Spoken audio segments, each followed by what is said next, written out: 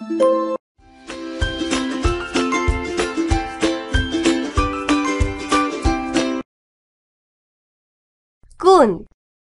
রেজা ও মিনা বাজারে গেল এবং অনেক জিনিস দেখল। প্রতিটি দোকানে কয়টি করে জিনিস আছে?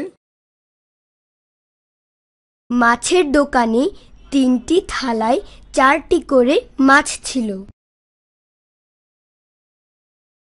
আলুর দোকানে 5টি থালায় 3টি করে আলু ছিল।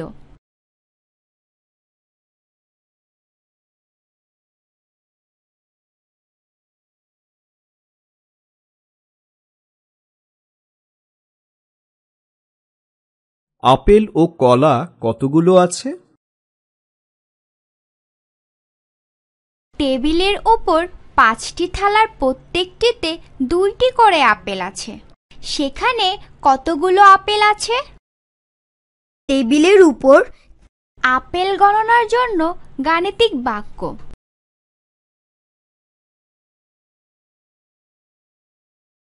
2 যোগ 2 যোগ 2 যোগ 2 যোগ 2 সমান 10।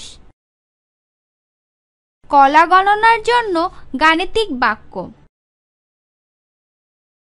5 যোগ 5 যোগ 5 যোগ 5 সমান 20।